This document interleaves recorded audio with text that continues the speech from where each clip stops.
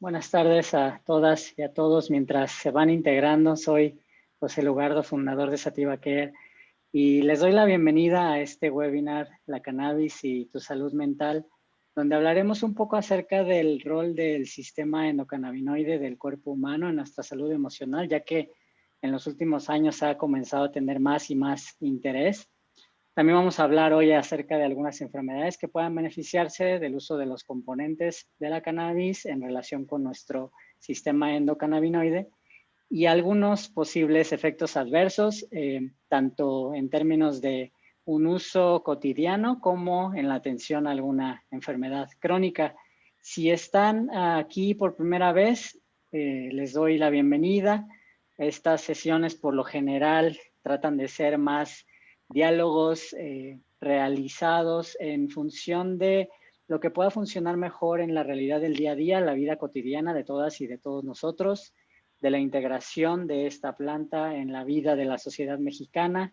Y un poco el tema de hoy, quizá en los últimos años, haya sonado inclusive al inicio un poco contradictorio, debido a que, bueno, en los últimos 100 años hemos aprendido, seguramente quienes nos acompañan, mucho acerca de todos los daños que esta planta tiene en el cuerpo, el potencial de abuso de la misma, quizá familias enteras han sido destrozadas como consecuencia del uso de cannabis por alguno de nosotros o algún familiar de nosotros. Y bueno, naturalmente esto que les estoy comentando es parte de una serie de discursos, de diálogos que a lo largo de estos últimos años, afortunadamente, tanto la evidencia científica como pues las diferentes regulaciones en diferentes partes del mundo han permitido evidenciar también que la integración de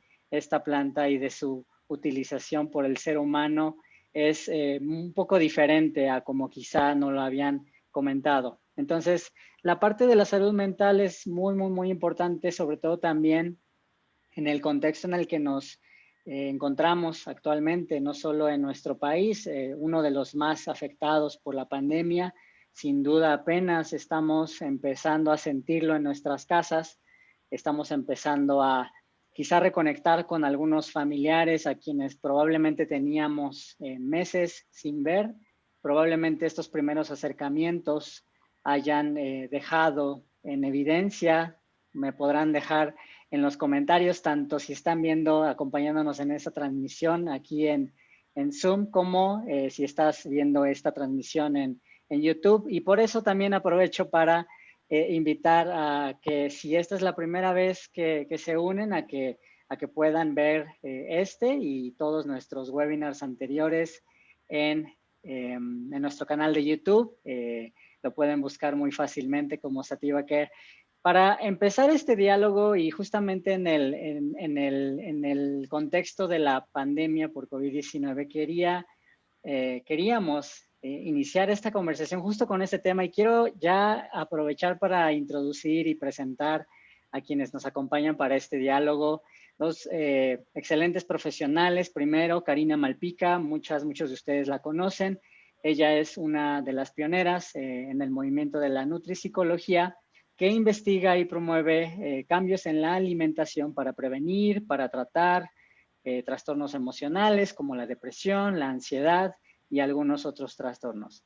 Y bueno, también Karina, activista, probablemente su currículum sea bastante más extenso, entonces contáctenla para que puedan conocer un poco más acerca de su trabajo. También es autora y bueno, ella tiene una organización que justamente trabaja con esta área de la nutripsicología y nos contará un poco más de ello. Bienvenida, Karina, y bienvenida también, perdóname, Yadira Bravo, psicóloga clínica, también autora, muy experimentada en la atención a personas con enfermedades crónico-degenerativas y bueno, ya últimamente también con el uso de cannabis medicinal, bastante experimentada. Entonces, Yadira, también miembro del equipo médico de Sativa Care, hoy nos acompaña.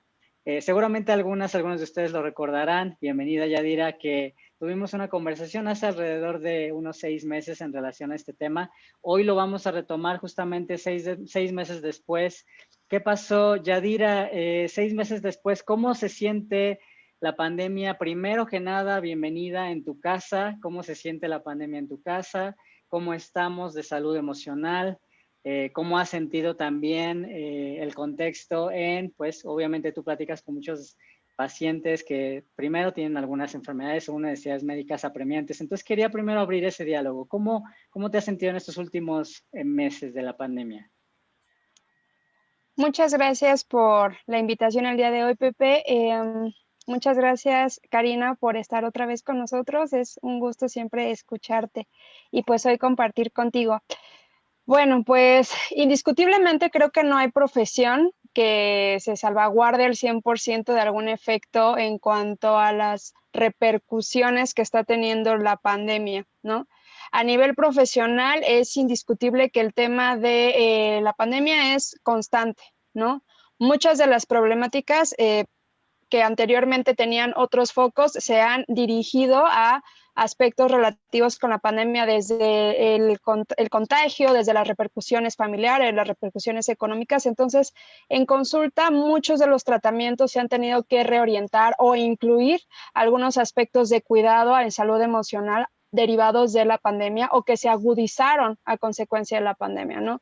Obviamente en casa, pues como todas las personas hemos tenido que hacer muchos cambios desde la propia práctica, ¿no? Antes estábamos súper acostumbrados en Sativa a estar de persona a persona, de tenerlos de frente, y tuvimos que transicionar todo eso a pues seguir transmitiendo la calidez y la compasión, y ahora mediante usos digitales, y eso siempre implica un reto, ¿no?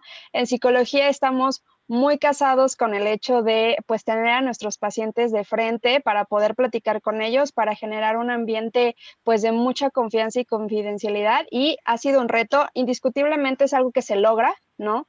Con la experiencia y con también el apoyo y disposición de los pacientes, pero siempre es un reto, ¿no? Indiscutiblemente, como profesional de la salud mental, reconozco que sí en algún momento llega a ser estresante, ¿no? Esta situación. Entonces, pues sí, como un especialista de salud mental es muy evidente para mí, pues indiscutiblemente para las personas que no están familiarizadas con temas de salud mental o que no ponen mucha atención a estos aspectos, seguramente puede ser más severo, ¿no?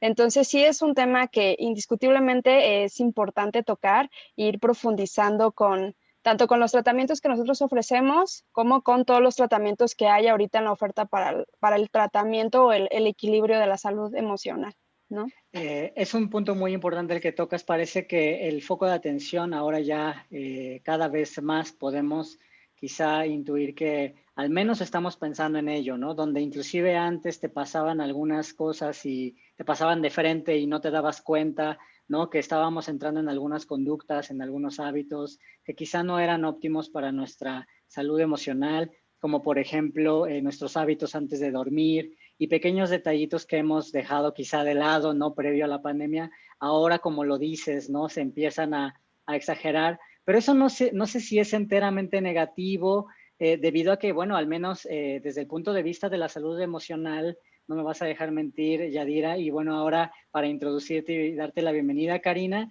es un tema que por el que abogan profesionales como ustedes, ¿no? Que podamos quizá empezar a conectarnos un poco más con nuestras emociones, que a veces inclusive en algunos contextos se puede entender que alguien, por ejemplo, como yo, que soy hombre y que naturalmente, no sé, a veces quizá se entiende que podemos estar menos conectados con nuestras emociones.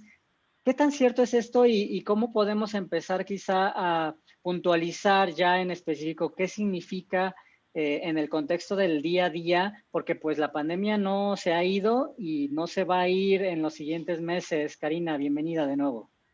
Muchas gracias y saludos a ambos. Y pues estoy feliz de regresar por aquí con ustedes y tratar este tema, pues ahora sí que tan importante en estos momentos. Y para responder tu pregunta, yo creo que no hay diferencia entre hombres y mujeres, porque pues a nivel neuronal todos tenemos lo mismo en el cerebro. Entonces, la diferencia sería un poco en la gestión de las emociones, pero no en las emociones mismas, ¿no? Entonces ahí sí podríamos ver algo distinto. pero lo que yo estoy percibiendo en mi consulta, pues son cosas que sí son totalmente derivadas, como decía Yadira, del momento, ¿no? Por ejemplo, familias que antes no se peleaban por algún tema económico, ahora sí porque hay escasez de recursos, o cosas que sí están vinculadas a lo que estamos viviendo. Entonces, yo a todos les recomiendo dos cosas muy importantes, y es que utilicen el tiempo de encierro para dormir más. Entonces, eso es porque recientemente he estado estudiando la neurología de la neurociencia del sueño, y les recomiendo mucho este libro de un neurólogo argentino que se llama Daniel Cardinali. Entonces, él lo que nos dice es que hay muchas funciones que el cuerpo hace única y exclusivamente cuando está durmiendo, tanto en la fase de ondas lentas como en la onda rápida. Hay funciones distintas, ¿no? Por ejemplo, el sistema linfático, que yo ni siquiera sabía que existía y me enteré en este libro, es el que limpia el cerebro de desechos tóxicos, como las placas amiloides relacionadas con el Alzheimer. Entonces, si no tienes sueños de ondas lentas profundas, no vas a poder hacer esta limpieza. Y también nos comenta que precisamente en los últimos 25 años hemos estado haciendo pues cada vez un decremento de las horas que pasamos durmiendo debido a la luz eléctrica, Netflix y todos los aparatos que nos conectan, todos nuestros dispositivos diferentes. Y entonces estamos reduciendo también la consolidación de la memoria, el sistema inmunológico y un montón de otras funciones pues que son muy importantes y que solo pueden realizarse, como les comento, durante el sueño. Y dice, ¿cuál es la cura para esto? No hay otra más que dormir. Entonces, pues esa es la recomendación número 1, de dormirnos profundamente, de realizar unas curas de sueño y aprovechar ese tiempo que estamos confinados para poder realizar esto y darle al cuerpo todo el tiempo que necesita para el trabajo que tiene por allí repasado, ¿no? Esa es la primera recomendación. Sí, te pedimos. No, por supuesto. Ahora me comentas la siguiente recomendación. Mientras tratamos de quizá nos están comentando un poquito un tema con tu audio, quizá podrías ayudarnos hablando un poquito más fuerte ahorita que regresemos contigo. Pero claro, durante el siglo XIX, más bien desde el siglo XIX, la cannabis se había estudiado formalmente, no nada más como quizá ya no lo habíamos imaginado, quizá de manera empírica, pero formalmente por sus efectos promotores del sueño. Y bueno, ahora ya se está empezando a evidenciar, ¿no? Libros completos, una montaña de artículos de investigación en territorios donde ya es legal. Y bueno, la cannabis ahora ya se sabe que ha ayudado literal a miles de personas a reducir el uso de otros medicamentos para mejorar la calidad y cantidad del sueño, ¿no? Y bueno, también ya sabemos que nuestros niveles de endocannabinoides, para quienes nos acompañan, nuestros cannabinoides, nuestro cuerpo produce cannabinoides, y estos son más elevados al despertar y son más reducidos justo antes de dormir. Y bueno, cuando nuestro sueño se ve interrumpido por cualquier razón, este patrón también se ve interrumpido. Por eso es importante que todos nosotros tengamos pues una rutina previa al descanso para evitar y bueno, otros desequilibrios no solo en nuestro sistema endocannabinoide, pero bueno, naturalmente, puesto que tiene un rol central en el equilibrio y en otros sistemas de nuestro organismo, pues para poder estar en mejores condiciones, para también, por ejemplo, si tenemos algún trastorno crónico, poder lidiar mejor con él, ¿no? Y actualmente, pues también no solo les comento esto porque ahorita ya acabo de recordar que hay un estudio clínico que está pasando justo en estos instantes, el primero en utilizar técnicas avanzadas para determinar estas diferencias en el cerebro, en personas que tienen insomnio y que utilizan cannabis. Ese estudio se los puedo compartir para los profesionales de la salud que nos acompañan. Con mucho gusto se los compartimos. Regresando, quizá ahora en esta oportunidad quiero aprovechar para recibir tu segundo comentario, tu segunda recomendación, Karina, en relación a lo que nos comentabas. No sé si por ahí ya estás lista. Sí, perdón, no había conectado el micro, pero espero que ya esté todo bien. Sí. Bueno, la segunda recomendación es precisamente despegarnos de los dispositivos, ¿no? Del teléfono, de la televisión, de lo que sea que cada uno vea, del Instagram. Y pues también recomendarles más leer, ¿no? Dormir más y en lugar de usar dispositivos, leer. Y ese es el segundo libro que les quiero recomendar y es de Joe Dispenza y se llama El placebo eres tú. Entonces, aquí habla también él de algo que es muy interesante. Casi todos conocemos el efecto placebo, que es cuando una cápsula, por ejemplo, de algo que uno pretende tomar en un experimento, no tiene el principio activo que estamos probando y a veces hace efecto en función de quién te lo recomienda y del contexto, ¿no?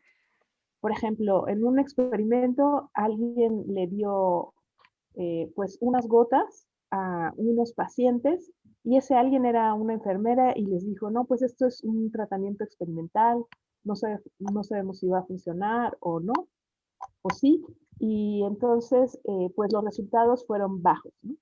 Y luego llegó un médico y el médico dijo, esto es la maravilla, es lo último en generación de fármacos y les va a curar absolutamente, casi se los puedo garantizar, y así fue, ¿no? Entonces, ahí se vio que aunque no era lo que estaban probando, pues el resultado era positivo si la gente creía que iba a ser positivo, ¿no? Y por otro lado, se estudia también el efecto nocebo, que es lo contrario. Y es cuando yo creo o alguien o algo me convence de que me va a pasar algo malo, efectivamente también ocurre, ¿no? Entonces los medios de comunicación en estos momentos nos están pues haciendo sentir este efecto nocebo y eso nos está afectando inmunológicamente también, porque cuando estamos estresados hay algunos aminoácidos que se llaman condicionales que no los producimos, ¿no? Entonces, pues simplemente por eso ya nuestros neurotransmisores no van a estar funcionando tan bien como pudieran. Por eso es esta segunda recomendación de hacer un ayuno de medios. Muy bien, muchísimas gracias por esta segunda recomendación. Ya pudimos escucharte mucho mejor, muchas gracias. Y bueno, Yadira, regresando contigo, quizá puntualizando y quizá tratando de elaborar más sobre este argumento, ¿qué podemos decir acerca de esta nueva variable que nos está diciendo Cari? Ahora, no solo me tengo que conectar quizá un poco más con mis emociones, no solo quizá buscar un sueño reparador, tener mejores hábitos, leer en vez de estar en Netflix, por ejemplo, pequeñas cositas que todos podemos hacer. Pero ahora también el tema de los estímulos a los que nos exponemos en el día a día. ¿Has visto también estos cambios dentro de este mundo que se está hiperdigitalizando, quizá con las diferentes familias con las que interactúas en tu práctica? Sí, creo que hay como un factor bidireccional. Estamos perdiendo estimulación del entorno, ¿no? De lo que anteriormente estábamos acostumbrados, que es simplemente salir de casa y la estimulación que está a todo nuestro alrededor. Y toda esa estimulación se está centralizando a estar en casa expuesto a dispositivos, ¿no? Algo que coincido perfectamente con Karina es que la vida misma nos está exigiendo estar conectados para estar trabajando, para estar estudiando, para tratar de mantenernos en contacto, ¿no? Ahora ya son videollamadas, ya no llamadas. Y entonces es muy difícil justamente encontrar el límite entre lo que necesito para sobrevivir y lo que se convierte en nocivo, ¿no? En este cuidado, por ejemplo, de la higiene del sueño se vuelve sumamente importante porque las personas no perciben en qué momento es necesario ya justamente hacer este ayuno que ella comenta, ¿no? Ya trabajaste 8 horas, ¿no? Ya estuviste 8 horas expuesto indiscutiblemente no solo a los aspectos del trabajo de la escuela, seguramente a Facebook, seguramente a Instagram, seguramente a otras cosas, seguramente a noticias, ¿no? Que ya durante la pandemia, eso es algo que ya se ha presumido desde hace muchos años, pero que la pandemia ha como puntualizado mucho, es el estar expuesto tanto a noticias desfavorables relacionadas con la pandemia, solo va a generar que quieras seguir escuchando noticias sobre la pandemia. Y entonces se empieza a generar esta necesidad de estar al pendiente de cómo se va desarrollando la situación y más allá de permitirnos justamente estar en contacto con nuestras emociones, solo nos permite estar en contacto con estímulos nocivos a nuestro alrededor, ¿no? Que es, por ejemplo, tan simple como noticias, ¿no? Y particularmente de la pandemia en el que hay personas, y sí tengo pacientes que han hecho esto, ¿no? Están al pendiente de cómo va subiendo el número de personas contagiadas o de personas que lamentablemente fallecieron, ¿no? O del número de hospitalizaciones, o de que ya cada vez hay menos disponibilidad, ¿no? O que, por ejemplo, ahorita obviamente el tema en boga es, ya falló las pruebas clínicas de las vacunas y entonces ya no hay opción. Y entonces el estar expuesto constantemente por todos los medios, porque todos los medios obviamente te arrojan lo mismo, la televisión, tu celular, las computadoras, indiscutiblemente es una sobreestimulación de manera nociva y una falta de estimulación de manera satisfactoria, ¿no?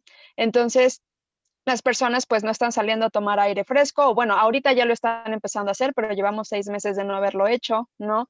De estar en contacto con personas de manera directa, que son estimulaciones favorables, ¿no? Hay personas que han dejado de leer, ¿no? O sea, de verdad lo han dejado de hacer porque son absorbidas por todo esto, hasta de escuchar música, ¿no? Y entonces, toda esta estimulación benéfica o satisfactoria que se va a encargar de generar sustancias que nos ayuden a equilibrar el estado emocional, pues se ven completamente pues desfavorecidas, ¿no? Y todas las demás que nos van a ayudar a justamente generar sistemas de alerta, ¿no? Como ansiedad, miedo, enojo, pues van a estar completamente estimuladas, ¿no? Entonces, pues bien lo comentaba Karina, ya se están empezando a pelear por cosas que antes no peleaban, ¿no? Tan solo la convivencia se volvió compleja, ¿no? Más allá de otros aspectos que se van agregando como dinero, como trabajo, como escuela, la misma convivencia se empezó a volver compleja y es muy derivado de cómo estamos sobreestimulando aspectos que generan emociones de difícil regulación y pues más allá de que también está en la pandemia, si ya hay una prehistoria en la persona de una regulación difícil emocional, ahorita se va a hacer muy, muy, muy evidente y mucho más difícil de regular. Entonces, sí, aquí la estimulación es bidireccional. Nos estamos estimulando con cosas nocivas y las cosas buenas no están siendo estimuladas de la manera correcta o en los niveles necesarios para mantener equilibrio emocional, ¿no? Claro, y además esto toca directamente en cosas que estamos viviendo en el día a día, pero que quizá es muy difícil, lo comentabas, es muy difícil identificarlo como profesional, quizá atendiendo a un paciente en un contexto controlado en el que puedes tener estas conversaciones y en el que puedes ir a buscar estas pistas. Mucho más difícil hacerlo cuando obviamente nuestra sociedad pues no, la verdad, no nos capacitan desde que somos niños para este tipo de acciones, para cómo saber cuándo me estoy estresando, cuándo saber cuándo algo me está generando ansiedad, ¿no? Cómo estas cosas empiezan a cambiar dentro de nuestro cuerpo, ¿no? En términos de la modulación del miedo y del estrés, donde ahora quizá ya sabemos un poco y que aquí por eso quería tocar también este tema en específico. Pasando quizá y dejando detrás un poco el tema del sueño, podemos quizá ahora tocar estas dos categorías grandes, ¿no? Del área de la salud emocional, el estrés y la ansiedad.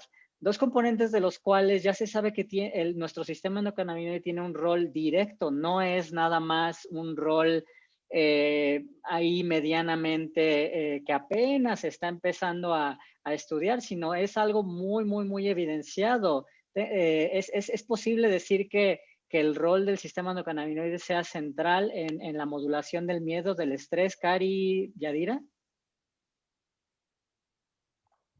Te cedo la palabra, Yadira, primero. Muchas gracias. Pues bueno, es central, o sea, Ya hemos logrado identificar que, bueno, a nivel de neurotransmisores, indiscutiblemente el sistema endocannabinoide tiene una función crucial en la respuesta de miedo, ¿no? Entonces, nos va a ayudar a regular cómo nuestro cuerpo responde a una situación que consideramos nos puede hacer daño, ¿no?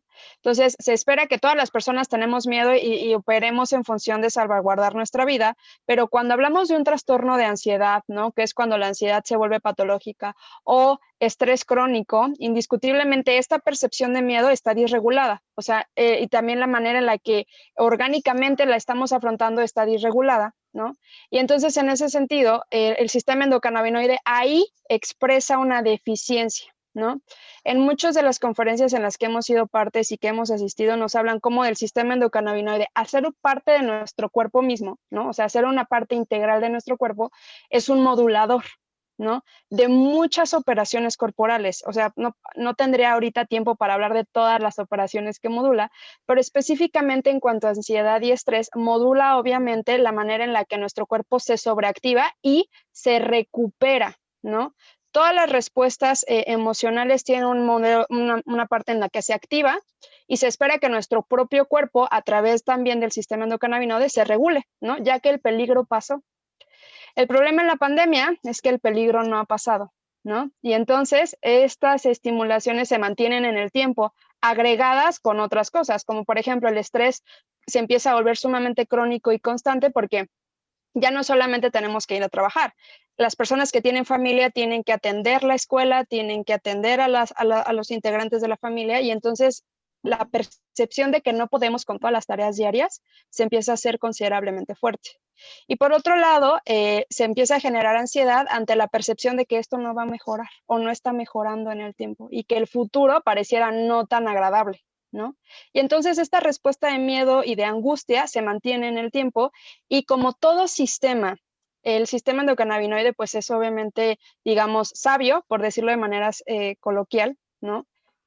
Lamentablemente un sistema que se está también sobreexplotando o que se está haciendo trabajar a marchas forzadas no va a lograr mantener el equilibrio por mucho tiempo. Y así operan muchos sistemas de nuestro cuerpo, ¿no? Cuando nosotros no le damos la oportunidad de relajación a nuestro cuerpo o por ejemplo, lo que comentaba Karina de, pues tan solo dormir bien para que haya este re-switch, ¿no?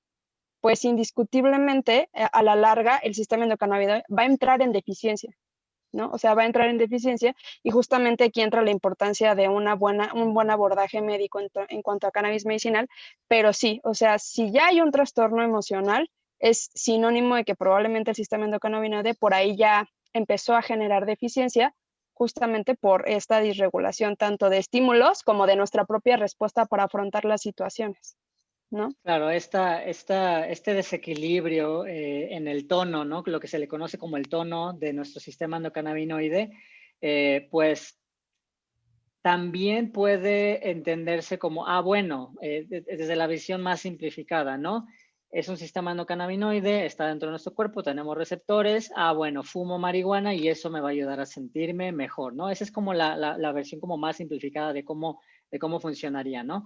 Pero no es tan evidente esto, es cierto, Cari, porque pues el sistema endocannabinoide no es discriminativo, o sea, tiene también muchas otras formas de regularse y creo que tú conoces un par de ellas, ¿no? Pues sí, es que yo tenía un maestro que decía, si nunca has fumado marihuana, fúmala. Y si ya has fumado demasiado, deja de fumarla. Porque Claro. justo todo es etimológicamente la palabra droga y es igual lo mismo con la etimología de fármaco, es remedio y veneno al mismo tiempo. No una cosa o la otra, sino las dos al mismo tiempo. Entonces depende cómo lo utilicemos, va a funcionar de un lado o del otro. Entonces, en dosis bajas y justamente con pues un buen autodiagnóstico o un diagnóstico externo apoyado por Sativa Care, pues uno puede ver cómo anda su tono endocannabinoide y ver cuánto es lo que necesita, ¿no? Pero cuando no hemos contado con eso y ya vamos del lado contrario, precisamente el THC en altas cantidades produce ansiedad, mientras el CBD la disminuye, pues el THC en altas cantidades la produce. Así es que si hemos pasado del otro lado, pues la recomendación ahí es justo hacer un reset y dejar que nuestro organismo, al menos durante un mes, se desintoxique completamente antes de poder volver a utilizarlo, pero pues ya con más sabiduría, ¿no? Entonces, esto por una parte, lo que hace todo lo que es el CBD o el THC es entrar en los receptores de nuestro sistema endocannabinoide. Pero si nosotros consumimos el cannabis crudo, mi teoría, esto todavía no es ciencia, es que eso alimenta o le da a nuestro sistema endocannabinoide los precursores para que él mismo produzca su anandamida, su 2-AG y todo lo que hace, y entonces pueda estar también mucho más equilibrado y saludable. Y pues eso se vería también apoyado por algo que sí que ya se está comprobando, que es la teoría de la deficiencia clínica endocannabinoide, porque algunas personas pues justo hemos sufrido de eso desde la infancia, quizás sin saberlo, y apenas hemos descubierto que existe este sistema. En algunas facultades de medicina todavía ni siquiera se enseña que existe, entonces pues vamos muy atrasados en relación a estos conocimientos, pero el tenerlos es justo la clave para poder sentirnos mejor y regular o darle a nuestro organismo lo que necesita para autorregularse en este caso. Sí, claro. Para quienes no están tan familiarizados, nuestro sistema endocannabinoide sí, recién apenas descubierto en la década de los 90, involucrado en muchos procesos fisiológicos dentro de nuestro organismo.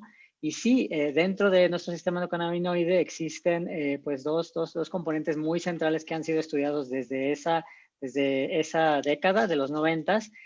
Dos en específico que ahora ya conocemos como anandamida y 2-AG, bueno, su nombre corto. Y estos son cannabinoides pues que produce el mismo cuerpo. Entonces, no la teoría, sino más bien lo que ya sabemos es que la cannabis se va a comportar, componentes dentro de la cannabis, perdónenme, se va a comportar de manera muy similar o casi idéntica a estos componentes que produce el cuerpo. Entonces, básicamente la forma de ayudar a minorar estos desequilibrios es a través ya sea de una estimulación de la producción de nuestros cannabinoides, de los cannabinoides que nuestro cuerpo produce, o de asistir en esta tarea con cannabinoides externos, que es un poco lo que nos comentaba Cari. Pero también en específico hay un tema, ¿no? Porque como bien más o menos mandas la pista, ustedes se podrán imaginar, ok, pero ¿cómo está mi tono ahorita, aquí y ahora? Si ahorita, por ejemplo, ustedes quisieran hacer esa determinación, pues obviamente eso no hay un como escáner.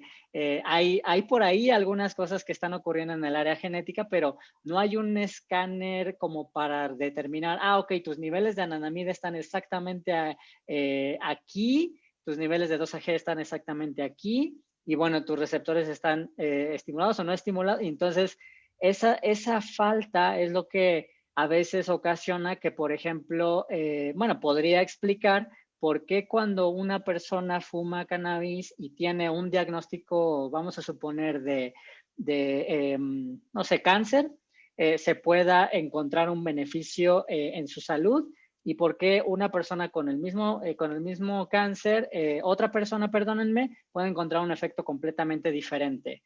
Esto obviamente tiene que ver no tanto con la marihuana o con la cannabis o con un producto en específico o con la proporción de cannabinoides dentro de este producto, sino tiene que ver mucho más con qué está pasando dentro del cuerpo. Y bueno, en el área de la salud emocional, esto agrega una complejidad porque ya estamos hablando de neurotransmisores y de enzimas y de otras moléculas que lo hacen un poco más complicado. Entonces, desde el punto de vista de las cosas y de los diagnósticos por los que quizá los profesionales puedan sentir un miedo, un temor, uno de ellos muy claro, y quiero abrir esta conversación porque parece que es uno de esos que suena bastante y que vale la pena tocar cuando estamos hablando de la salud emocional.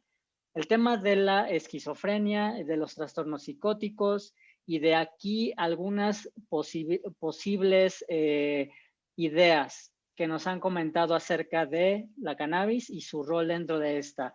Yadira, aquí y ahora esta pregunta, creo que nunca te la he hecho. ¿Por qué los psiquiatras tienen una aversión, un terror por la cannabis? Pues obviamente creo que es secundario a pues todo lo que ya hemos platicado en algún momento, ¿no? O sea, esta idea de que está asociada literal con la generación de alucinaciones, ¿no? Y entonces cuando tú lo entiendes así a primera vista y es así, no, pues la esquizofrenia es una enfermedad caracterizada justamente por alucinaciones visuales auditivas, y entonces ¿cómo le vas a dar a alguien que tiene este padecimiento algo que las genera o las estimula, ¿no? Y entonces desde ese principio pareciera que pues sí, pero hay un buen de medicamentos que en psiquiatría en dosis específicas pues sí las remiten y otras veces las agudizan. Y también va a depender mucho de cada paciente. Entonces, indiscutiblemente también está muy asociada a que durante muchos años se creyó, o bueno, sí hay una evidencia hasta cierto punto, es un factor de riesgo. Si tú consumes cannabis, como bien comentaba Karina, sin ninguna supervisión, sin ningún autoconocimiento, antes de que tu cerebro tenga cierta maduración, como muchas sustancias, o sea, muchísimas, puede llegar a tener un efecto nocivo o detonador de esquizofrenia. La esquizofrenia no tiene una etiología, lamentablemente, una única etiología. Es el acúmulo de varios factores de riesgo que coinciden en una misma persona y genéticamente, si hay esta alteración, pues se puede detonar, ¿no? Entonces, muchas veces se asoció de manera directa, ¿no? Así de etiología, fumó marihuana cuando tenía 11 años, ya, por eso le dio esquizofrenia, cuando no es así. Cuando ya te metes a leer acerca de los factores de riesgo y cómo juntos operan para generar el desarrollo de un trastorno mental como es la esquizofrenia, pues ya conoces que tal vez pudo no haber fumado marihuana, pero si tuvo algún evento traumático severo durante la infancia o la adolescencia, eso iba a pasar, ¿no? O si tiene un círculo de apoyo sumamente deficiente y conflictivo, es probable que eso iba a pasar. Entonces, se empezó a hacer un vínculo de manera histórica entre el consumo temprano de cannabis y el desarrollo de eventos psicóticos y el posterior desarrollo de esquizofrenia. Entonces, sí, o sea, sí se identifica como factor de riesgo, pero igual que, reitero, un círculo familiar sumamente conflictivo, un evento traumático severo, esos también son factores de riesgo, ¿no? Y no están tan satanizados como el consumo de cannabis. Pero es porque se genera justamente este vínculo directo, ¿no? Entre consumo de cannabis y le dio esquizofrenia. Ahora ya sabemos con evidencia ya hay evidencia preclínica principalmente en el que el uso de manera adecuada de cannabis puede ayudar a regular algunos síntomas pertenecientes a esquizofrenia. Obviamente, esto es algo sumamente importante de destacar. No es algo que se pueda tomar a la ligera, ¿no? Uno, un diagnóstico de esquizofrenia se consolida posterior a la mayoría de edad. Antes de eso no podemos consolidarlo de manera como certera, ¿no? Un psiquiatra se va a tomar todavía algunas, a menos que sea muy pequeña la persona y que se pueda diagnosticar de manera muy certera, lo va a consolidar, pero comúnmente se espera a que ya tenga cierta maduración para comenzar a hacer este tipo de abordaje. Entonces, una vez que se hace eso, pues ya se puede abordar con fármacos de diferente índole, incluido tal vez derivados de cannabis, obviamente con cierta supervisión. El trastorno por esquizofrenia es muy importante definirlo también en función de la severidad del mismo.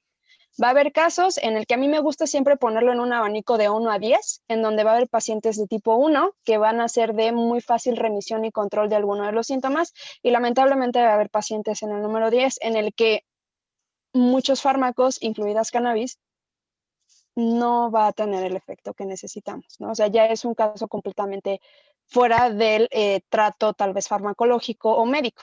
Entonces, en ese sentido, por eso es importante conocer cómo se desarrolló y cómo se caracteriza, qué tipo de alucinaciones presenta, con qué regularidad, si hay algún factor detonador, o sea, muchas cosas. Pero el vínculo directo entre cannabis y la generación de esquizofrenia es algo que ya en la última década se ha ido poco a poco rompiendo. Aunque obviamente si en otros padecimientos ha costado, en uno tan complejo como esquizofrenia va a costar un buen ratito de romper el vínculo directo que se generó por algunos años.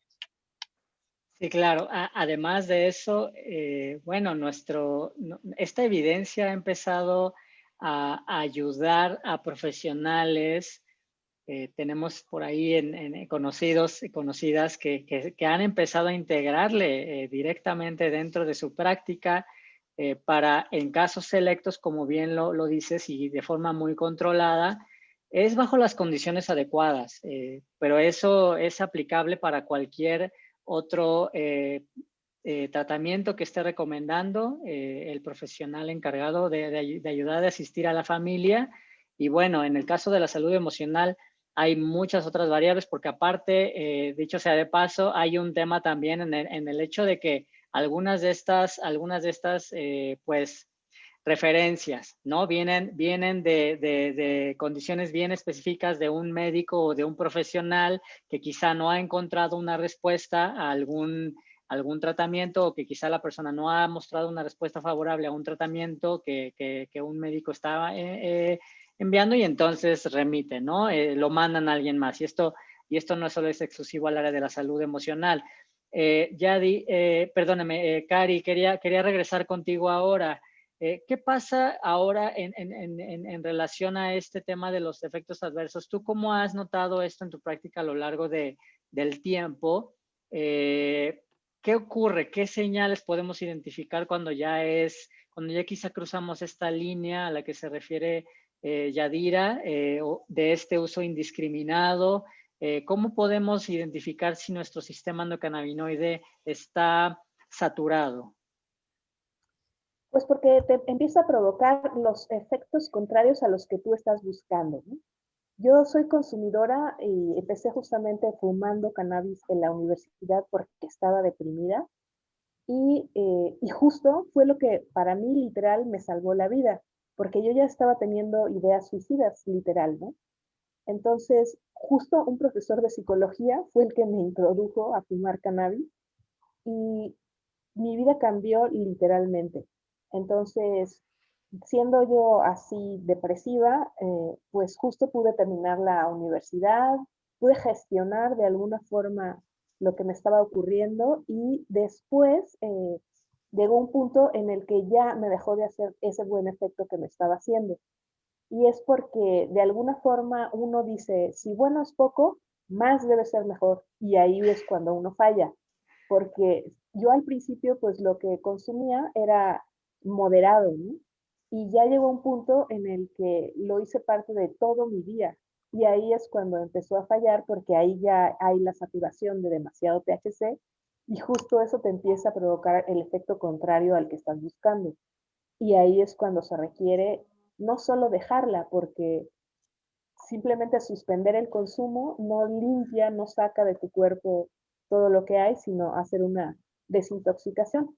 Y en ese reset, que como le llamo yo, de por lo menos un mes, pues la planta es tan noble que con eso se te sale todo y ya estás bien de nuevo otra vez, ¿no?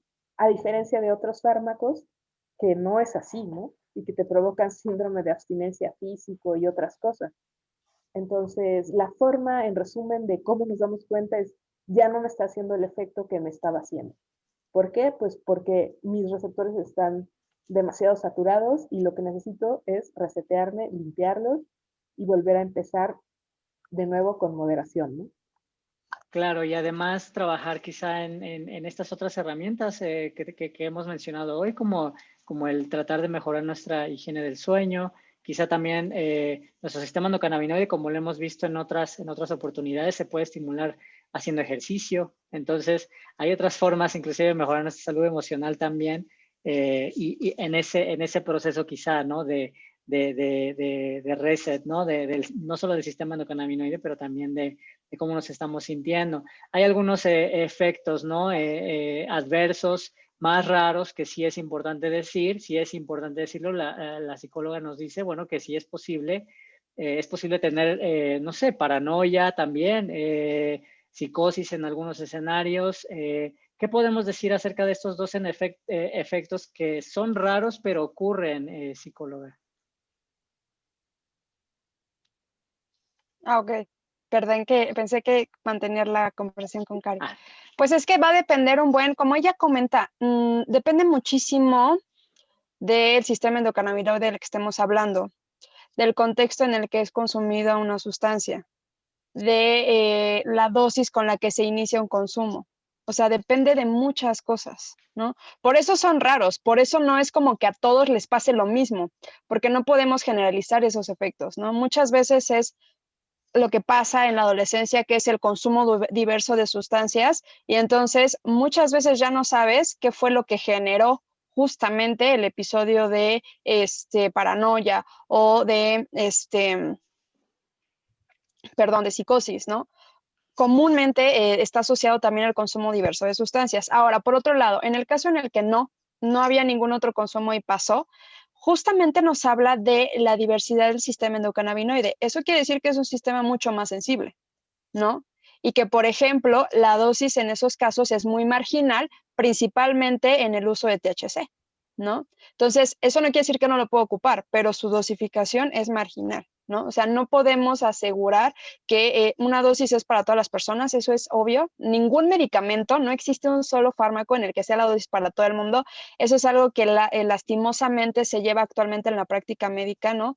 Todos nos tomamos 2 ibuprofenos y no sabemos ni de cuánta concentración es, pero a tu mamá le hace, a tu tía le hace y a mí me hace, y entonces son 2 ibuprofenos. Y lo mismo pasa con otras sustancias, ¿no? Eso quiere decir que la persona también es mucho más tendiente al desarrollo de este tipo de episodios, ¿no? Entonces, eso es importante. Por eso, por ejemplo, algo que marcamos mucho en clínica es conocer un poco los antecedentes de la persona, ¿no? Algo que yo siempre pregunto, por ejemplo, en clínica es si ya hay un consumo previo, si alguna vez tuvo alguna de estas experiencias, ¿no? ¿Por qué? Porque eso va a enmarcar justamente cómo va a recibir el tratamiento propuesto y tal vez va a dar el margen de con qué dosis se puede iniciar con esa persona, ¿no? Pero tienen muchos factores que ver, particularmente, reitero, también el contexto en el que es consumida la sustancia o pues la temporalidad, ¿no? Reitero. Sí hay un vínculo como factor de riesgo antes de los 18 años, bueno, antes de los 21, realmente, solo que la mayoría de edad en México son los 18 años, ¿no? Pero antes de los 21 a que sea un factor de riesgo, como consumir alcohol, como consumir tabaco, como si es un factor de riesgo porque nuestro cerebro no está consolidado al 100%, o todavía está en formación o maduración. Pero por eso es súper importante sí conocer bien la persona que está empezando a hacerlo y, como bien comenta Karina, pues hacer un consumo consciente y moderado de las sustancias, ¿no? No hay ninguna sustancia en el universo que sea inocua, o sea, no existe, ni el agua, ¿no? Si te tomas 6 litros seguramente te vas a poner mal. Otra serie de efectos, estos son quizá en el corto plazo identificables, ¿no? Ansiedad, quizá problemas a la hora de dormir, quizá más raros como la psicosis, la paranoia. A largo plazo quizá hablar un poco de la tolerancia. Esto es muy importante, sobre todo si una persona, si nos acompañan pacientes acá, si están utilizando cannabis ahora mismo, es importante ir identificando si vamos desarrollando alguna tolerancia. Debido a que, bueno, obviamente la cannabis como tiene su foco de interés y de atención mayoritariamente en adultos y mayoritariamente personas que tienen una enfermedad crónica, pues naturalmente el uso de cannabis va a ser sostenido a lo largo del tiempo. Entonces esa es otra de las situaciones en específico que se puede identificar y naturalmente también es importante decirlo para quienes nos acompañan, el consumo problemático. ¿Qué podemos decir de estas dos variables a largo plazo? ¿Qué has observado tú, Karina, en tu experiencia? El consumo problemático, pues justo gran parte de mi práctica se dedica a que los jóvenes que consumen me traen a sus papás a consulta para que yo les explique a sus papás que los dejen fumar, ¿no? Entonces, pues justo es un campo en el que hay dos vertientes, ¿no? Una que es física, que es justo lo que acabamos de hablar, de la dosis respuesta, y otro que es social y que es justo el prejuicio asociado culturalmente a que pues está mal visto que utilicemos el cannabis y eso es lo que a veces perjudica más a los chicos, ¿no? El estigma que no la sustancia misma, porque pues es parte de lo que yo les digo a los papás, ¿no? De todo lo que, si tú dices que tu hijo es adicto al cannabis, vamos a ver todo lo que no es adicto, ¿no? Y entonces les pongo, pues, justo los efectos secundarios del alcohol, del tabaco, de la metanfetamina, de la heroína, del éxtasis, de un montón de cosas, para que veamos comparativamente que, pues, qué bueno que tu hijo se enganchó a esto y no a esto otro, ¿no? Y que además es tan fácil de, pues, justo de liberarse de ello, porque no tiene nada que te provoque una crisis de abstinencia física tan terrible, por ejemplo, como la heroína, que de veras necesitas como un entorno terapéutico para poder dejarla bien, ¿no? O incluso si ya eres muy alcohólico, te puedes morir simplemente dejando el alcohol de un día para otro. Nada de eso te va a pasar con el cannabis. Entonces, pues justo mi terapia mucho es primero como ubicarnos qué es lo más peligroso que puede pasar, ¿no? Y lo más peligroso que puede pasar a nivel de tus emociones es que te den ataques de pánico o de ansiedad. Y esto, insisto, es por demasiado nivel de THC. Pero si tú consumes, por ejemplo, hablando de pacientes puro CBD, esto no te va a ocurrir porque nunca vas a llegar a esos niveles excesivos de THC. Entonces hay que, pues como, en primer lugar, hacer un aprendizaje de qué es lo peor que puede pasar. Y si ya llegaste a ese punto de que sí estás en un ataque de ansiedad o pánico, ahí qué puedes hacer.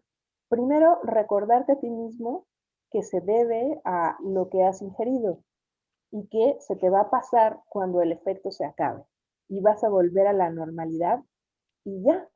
O sea, no te vas a morir, ¿no?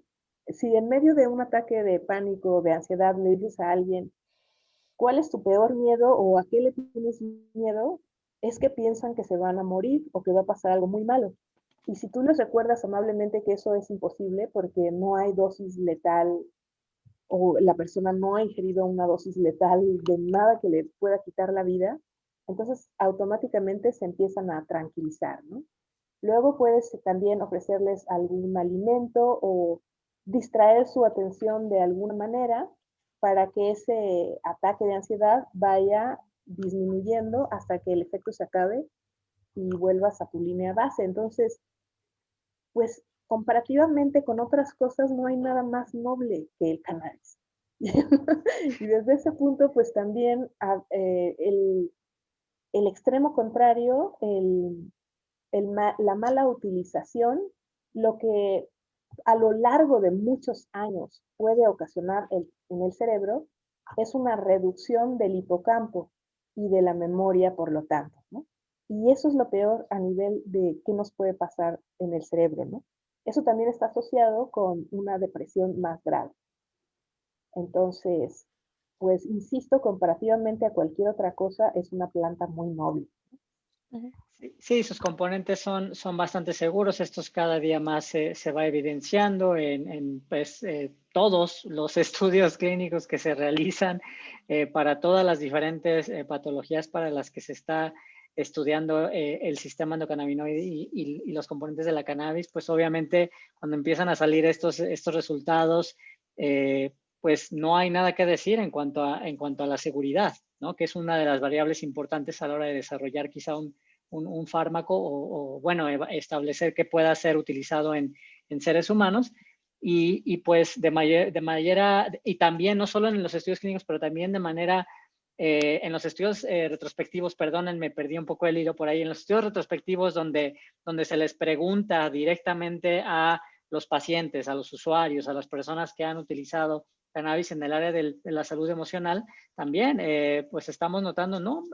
Casi no hay efectos adversos, naturalmente están ahí, es muy importante, pero es muy importante ponerlo en la justa medida, van a encontrarlos, no es como decir que no vayan a existir nunca para nadie, nunca en el tiempo, sino más bien esos efectos pueden estar ahí, son más raros de los que quizá nos han dicho que son o que se presentan, y bueno, ahí valdrá la pena notar y llevar un acompañamiento correcto cuando esto sea el caso. Quiero empezar a concluir y vamos a tratar de tomamos un par de preguntas antes de, nos hicieron el favor de mandarnos. Muchísimas gracias por sus preguntas y vamos a empezar a concluir, Karina, Yadira, y una de las preguntas que nos hicieron fue en relación al trastorno obsesivo compulsivo. ¿Qué podemos decir sobre esto, psicóloga? ¿Hay algún tipo de beneficio? ¿Has visto algún paciente con este trastorno? Sí, Ay, perdón. no, perdón, es que las dos somos psicólogas y ya no sé. Sí, me confundes. Perdóname, Yadira. Yo por eso hace rato me quedé así de, ¿a quién le está hablando? Bien, bueno, el TOC es importante identificar que el tratamiento de primera línea tal vez no es cannabis y no es porque no funcione, sino porque indiscutiblemente, terapéuticamente hablando, esa persona tiene que ir a terapia. O sea, indiscutiblemente, ¿no? O sea, la primera línea es esa. Ahora, ¿se va a beneficiar? Por supuesto que sí. ¿Por qué? Porque al final del día el TOC es un padecimiento que se va a caracterizar. No es un trastorno de ansiedad, pero sí va a tener síntomas de ansiedad. No entra dentro de los trastornos de ansiedad, pero una de las características del TOC es que genera ansiedad. Entonces, indiscutiblemente, tan solo como de primera visión, sí se va a beneficiar si utiliza cannabis de manera correcta, ¿no? Pero, por ejemplo, en la parte de las compulsiones y las obsesiones, es algo que al disminuir ansiedad va a ser más sencillo, digamos, o más disponible trabajar en terapia, ¿no? O con otros tratamientos. Sí es una opción en el tratamiento con TOC, sí, obviamente. Obviamente, al estar vinculada a ansiedad, tiene que tener una buena dosificación con el objetivo que bien comentaba hace rato Cari, no vaya a generar o complejizar los síntomas de ansiedad, a llevarlos a un ataque de pánico, un trastorno de pánico, que sí puede pasar tener a alguien TOC y un trastorno de pánico. Entonces, eso es importante tener cuidado, pero sí es una opción, ¿no? Nos va a ayudar pues como los fármacos usualmente utilizados en estos padecimientos, lo que hacen es poner a disposición justamente que la persona haga cambios para regular estas compulsiones y obsesiones. Entonces, lo que vamos a obtener de cannabis es algo mucho más noble en el sentido de que no va a haber tantos efectos secundarios como en los fármacos usualmente utilizados y vamos a obtener tal vez o favorecer esta disposición a que la persona en terapia pueda trabajar de manera funcional estos aspectos. Muy bien. Hay otra pregunta que por aquí ya voy a aprovechar esta respuesta, Yadira, y ahora con Karina. No sé si nos puedes ayudar. Obviamente, muchas personas, por ejemplo, que ya han ido a un psiquiatra, ya les mandaron un cóctel, ¿no? Ya lo han visto. Entonces, ¿qué pasa con estos medicamentos? ¿Qué puede uno aspirar? Naturalmente, no es recomendable quitar un tratamiento cualquiera que este sea de golpe, pero ¿qué se hace normalmente cuando esto ocurre? ¿Qué pasa con los medicamentos existentes a la hora de tratar de integrar a la cannabis, Karina? Bueno, dos cosas. Decir que los psicólogos normalmente trabajamos con los déficits de neurotransmisores, mientras que los psiquiatras trabajan con el exceso de neurotransmisores. Y entonces estamos hablando de cosas totalmente distintas. Y yo lo que recomendaría en ese caso es ir a ver a psiquiatras que sean cannabis friendly, como el Dr. B, que conocimos en Cannabis Salud. Pues él justamente sí sabe cómo retirar estos fármacos psiquiátricos y los psicólogos normalmente no trabajamos con eso y es muy complejo porque hay algunos que al retirarlos, pues justo pueden provocar estos síndromes de abstinencia y no es tan fácil la cosa. Entonces, yo en primer lugar diría eso, una cosa somos los psicólogos y otra los psiquiatras, y mejor búsquense uno que sí sepa sobre cannabis y que pueda ayudarles a retirar esto de una forma adecuada, ¿no? Sí, el doctor Mark Brownstein, Ana Nieves nos preguntaba, es el doctor Mark Brownstein, él es un buen amigo, él trabaja en Estados Unidos. Muy pronto vamos a poder trabajar con él, vamos a tener una plática justamente con él en las siguientes semanas, entonces por ahí les estaremos avisando, manténganse ahí alerta en sus correos electrónicos. Vamos a tratar de empezar a quizá concluir por hoy. Muchísimas gracias, Yadira, Karina. ¿Algún último mensaje que quizás se quedaron con las ganas de decir antes de empezar a concluir y a despedirnos? Muchísimas gracias. Pues yo lo que diría es que el Dr. B justo es uno de los pocos psiquiatras que reconoce que los consumidores, los usuarios, sí podemos autorregularnos y no necesitamos un médico para eso, ¿no? Entonces, ahí ya rompe el paradigmas. Aquí alguien pregunta, ¿alguien en México como él? Yo desafortunadamente no conozco, ojalá que haya más personas. Y lo que se me quedó en el tintero, porque no se escuchó bien, lo quería repetir, es mi pues, sugerencia de que este es un muy buen libro que podemos leer durante la más larga cuarentena que se nos avecina y se llama ¿Qué es el sueño? De un neurocientífico argentino que se llama Daniel Cardinali y que nos puede servir para muchas cosas y sobre todo para convencernos de que necesitamos una cura del sueño todos los humanos y que podemos aprovechar la cuarentena y lo que siga para hacerlo. Y gracias.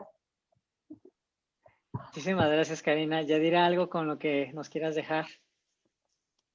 Pues bueno, creo que es súper importante el que si están de verdad interesados en atender su salud mental y justamente complementar con cannabis, pues hay que informarnos súper bien. Ya hay mucha información disponible, ¿no? No, ya no estamos como antes de decir, es que ya no hay evidencia, ¿no? Si su médico particular o su terapeuta no está abierto a hacerlo, pues siempre hay otras personas que sí estamos y no hay que quedarnos con es que ya me dijo que no, ¿no? Siempre hay que buscar otras alternativas, escuchar, ser receptivos y también invitar a sus terapeutas o médicos a que se acerquen a nosotros o a los equipos para que, pues, obviamente el conocimiento se trata siempre de compartirlo y tampoco está mal el que no lo conozcan, ¿no? O sea, es normal, ¿no? Venimos de escuelas de medicina, pues ya un poco diferentes, entonces el que se acerquen siempre es importante recomendar también como pacientes podemos hacer recomendaciones a nuestros profesionales de salud a que se acerquen a los equipos que actualmente están formándose en este marco. Y pues bueno, para mí es muy satisfactorio ser parte de las personas que conocen un poquito acerca de esto. Muchísimas gracias a las dos. La verdad es que tienes toda la razón, Yadira. Tenemos una tarea muy, muy grande por delante. Hay bastante que desconocemos todavía como sector salud en relación a no solo el sistema endocannabinoide, cómo trabaja la cannabis, cómo interactúan sus componentes dentro de nuestro cuerpo. Hay digo, no que no se conozca, se conoce, más bien no lo conocemos como profesionales. Entonces, esa es un poco esa invitación, también se las quiero extender. Tenemos una biblioteca bastante extensa. Si eres profesional, si eres médico, podemos ayudarte a encontrar recursos, materiales. Hay bastante información. Algunos de los materiales que yo presenté hoy en esta conversación, no me los invento, no son discursos inventados, todo esto tiene un sustento y hay bastante evidencia en la preparación de estas pláticas. Quiero también invitarlos, ya para concluir, a que obviamente esta plática, si la has visto en YouTube, bueno, ya sabes, por ejemplo, que tenemos otras pláticas en relación a muchos otros temas. En adelante también vamos a integrar otros temas justamente especializados en profesionales de la salud, en médicos.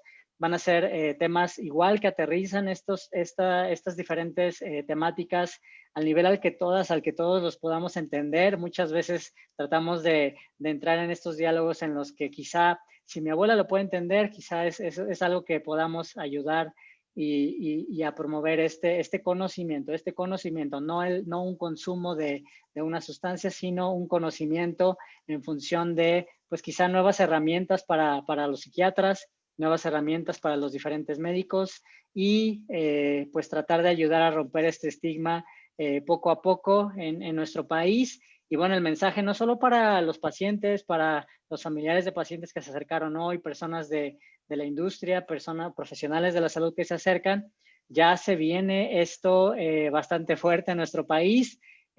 Autorizan el reglamento, autorizan la ley y de repente muchas de ustedes se van a dedicar a esto. Entonces, ahora es el momento de aprender, de leer, de educarse y bueno, Karina, Yadira y no solo yo, pero también el equipo de Sativa Care estamos aquí para ayudarles en esta transición. Les agradezco mucho por su tiempo, Karina, Yadira y pues a todas las personas que se pudieron acercar hoy, que tengan una excelente tarde. La pandemia no ha terminado, por favor, cuídense mucho y cuiden a su familia. Hasta luego. Bye. Gracias.